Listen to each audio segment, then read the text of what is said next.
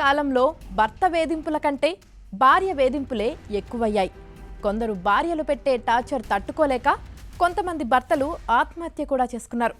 తాజాగా బెంగళూరులో ఇలాంటి ఘటనే ఒకటి వెలుగు చూసింది. శ్రీకాంత్ అనే వ్యక్తి భార్య వేధింపులు తట్టుకోలేకపోతున్నానని వయాలి కావల్ పోలీస్ స్టేషన్లో ఫిర్యాదు చేశారు.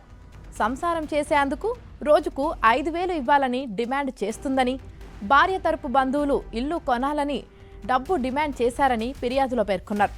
విడాకులు కోరితే 45 లక్షలు ఇవ్వాలని ప్రతిపాదన పెట్టారన్నారు.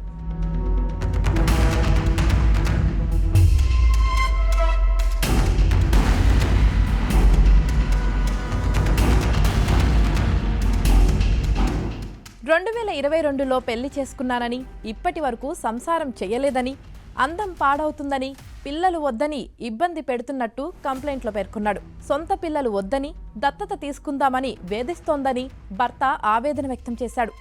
సంసారానికి సిద్ధమైతే డెత్ నోట్ రాసిపెట్టి ఆత్మహత్య చేసుకుంటానని బెదిరిస్తున్నట్లు ఫిర్యాదులో స్పష్టం చేశారు.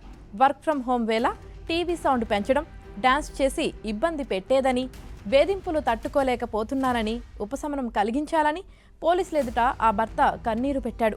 తనకు భార్య నుంచి విముక్తి కల్పించాలని కోరారు.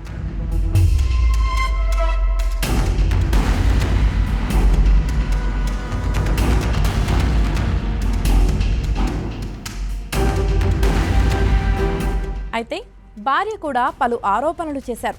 2 ఏళ్ల క్రితం పెళ్లి చేసుకున్నామని, ఇంట్లో భర్తతో పాటు బంధువులు ఇబ్బంది పెట్టేవారన్నారు. సంసారానికి అభ్యంతరం చెప్పలేదని, అన్ని అబద్ధాల వీడియోలు విడుదల చేశారన్నారు. మా తండ్రి 40 లక్షలు ఇచ్చి పెళ్లి చేశారన్నారు. కనీసం భోజనం కూడా పెట్టడం లేదని, అందుకే తరచూ పుట్టింటికి వెళ్లి వస్తున్నట్లు తెలిపారు. తీరు మార్చుకుంటే కలిసి ఉంటానని చెప్పానన్నారు. గతంలోనే వయాలి కావల్ పోలీసులకు ఫిర్యాదు చేసినా వారు స్పందించలేదన్నారు. వారికి ఖర్చు కాకూడదని, ఇంటిల్లిపాదికి 1/2 లీటర్ పాలు మించరాదని, అన్నం విషయంలోనూ రాద్ధాంతం చేసేవారని ఓ ఫోటోను ఆమె విడుదల చేశారు. దీంతో భార్యాభర్తల వివాదం రచ్చకెక్కింది.